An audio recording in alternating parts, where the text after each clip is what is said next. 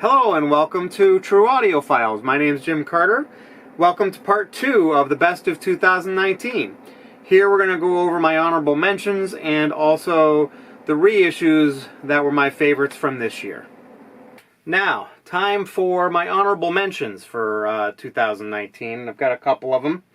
So this whole list was just really difficult for me to kind of make my final decisions on. But so here we go. First up is Grace Potter Daylight. If you've never heard of her, she kind of was in a band called Grace Potter and the Nocturnes, and I don't know, several years ago I had heard a track that just blew me away. Very, kind of a hard rockin' poppy song, and just great. And I liked all the stuff that they did. She did a solo album before this one that I was kind of so-so on, but this one's definitely a lot better. Still more pop than rock orientated, but definitely some rock in there as well, but good stuff. Next one up is King Gizzard and the Lizard Wizard. Try to say that one 10 times fast. What's interesting about these guys is they just have all kinds of different stuff they pull out in terms of what types of music they play, psych rock, folk. I mean, they just are all over the board. This one is kind of their thrashy metal album, and I don't know if I'd go quite as far as calling it full-on thrash, but it's definitely got a lot of thrash elements to it. And, very, very good stuff. I really enjoyed this one quite a bit. It almost made my top 10, actually. All right, next one up. Anderson .Paak.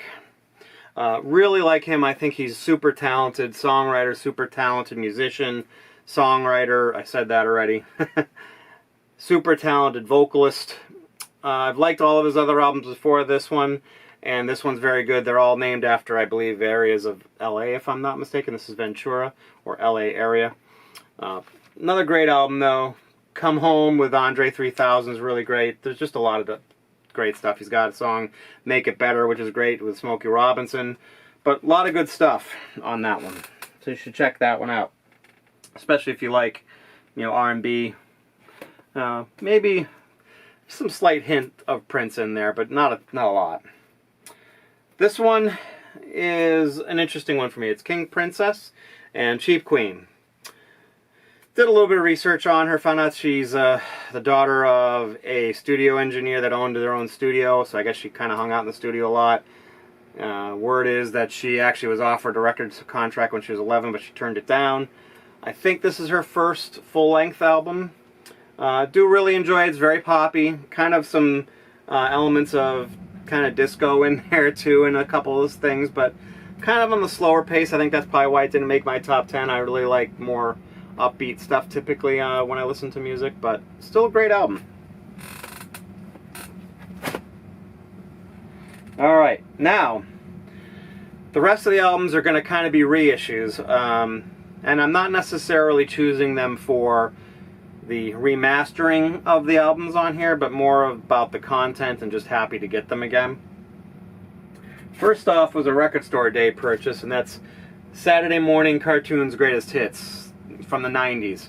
Never had this on vinyl. Had it on CD. I thought that I had found it again, but looked around and apparently I'd sold it. So, but kind of unhappy that I sold that, but I'm very happy to be able to pick up the vinyl. Basically, a lot of 90s alternative people making covering cartoon songs. Some exceptions to that, like the Ramones were on here as well, Violent Femmes. But, people like Sponge and Liz Phair and Juliana Hatfield, Collective Soul. Butthole Surfers are a little bit older too, but just a really cool album of awesome cartoon songs that were remade by some really cool musicians. So, next one is probably one of my favorite albums of all times, but it's definitely from my favorite musician of all times. And this is actually one of two that I consider reissues from him this year, and that is Prince. And this is 1999. This is the Super Deluxe 10 LP, 1 DVD version.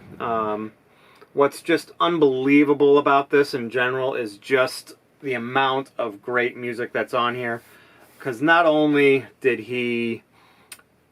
is this album spectacular, all of the extra stuff is great too. You've got, side Bs, you've got special edits, 12-inch versions, 7-inch edits, video versions of some of the songs that are on the album.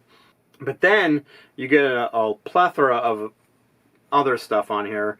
There's, I guess it was probably, I think it's 2 CDs but 4 records, I think it is, worth of unreleased stuff. Some of it's stuff that's never been released before. Well, most of it's never been released before, but some of it is stuff you've never heard before, unless you've got a massive bootleg collection. It's also got some great songs that he ended up remaking and putting on to later albums, like the Graffiti Bridge soundtrack. I think there's like 2 or 3 songs on there that are the original early versions of songs that ended up making it onto that Graffiti Bridge soundtrack. And then there's a live from, I think it's, Houston is the DVD, and then Detroit is the records or album, whatever, cuts. And sound quality on that is great. Just a great representation of what he was live back at that time. So, unbelievable album. Just, you need to pick it up if you like Prince at all. Even the unreleased stuff, the demo stuff, is just incredible too. So you really should check it out.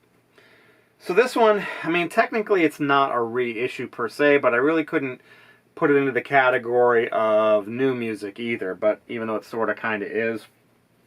And that's Prince Originals.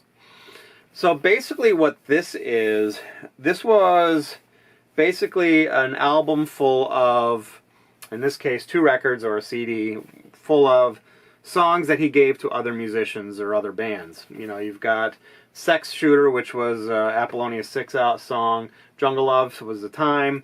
One of the more popular ones that's on here, there's 2 really, really popular ones that were made popular by other musicians. And that's Manic Monday, which he gave to the Bangles, and Nothing Compares to You, which Sinead O'Connor redid. But just a bunch of really cool stuff that he gave to like Sheila E. and Jill Jones, I think, and I think Tiffany maybe as well. But there's a lot of great stuff on here, and this is basically his versions of the songs before the other people redid them. So it's a really interesting take on how he originally did them and what his thought process was for it, and just really awesome. If you haven't picked this up and you like Prince at all, it's kind of the same thing with the 1999. You really should check it out because it's really awesome. Okay. The last one, I guess, is steeped in a little bit of controversy, just like all of the Beatles reissues were, and that's Abbey Road Anniversary Edition. The other 2 that have come out were Sgt. Pepper and the White Album, and to be honest with you, I loved the remixes of those records, or those albums that were done. I thought Giles did a great job on those ones. This one kind of left me a little bit meh. Didn't like them as much. The sound clarity is awesome, but it just didn't seem to have the dynamics and the punch that the originals had, especially if you've listened to early pressings or, early pressings or like a Mo-Fi version. You really know what I'm talking about if you listen to the early pressings and then compare it to the new remix. It's just good, but it's kind of losing something, especially on things like snare drum and the hammer on Maxwell Silver Hammer. But a couple of things that really make this special to me. Number one is going to be the studio sessions with all the extra bonus stuff and the alternative versions of the songs. Also, I really like the 5.1 mix of this as well. I think they did a pretty cool job of that.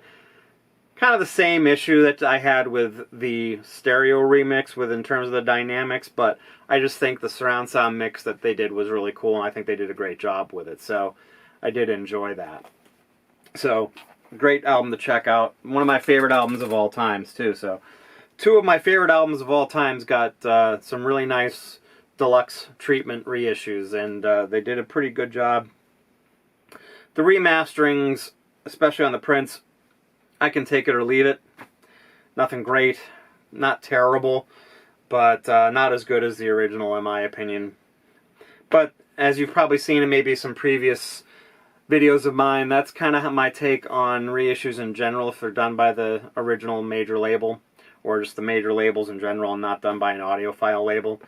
But overall, that's my top albums of 2019, both reissues and new releases, and some honorable mentions. There were several more that I left off that I could have put on here. Death Angel was one that comes to mind, and the Bruce Springsteen album wasn't too bad. Slipknot wasn't terrible. Didn't quite make the top 10 or 15 albums of 2019 though. But I would love to hear your take on what your top favorites are for the year this year. And I hope you've had a great year and looking forward to a great next year in 2020. So thank you for watching. If you like what you see, please subscribe. Please like this video as well. And if you want to be kept up to date when I release new videos, please hit the alert bell to let you know when my new videos first come out. So thank you for watching, and you have a great day.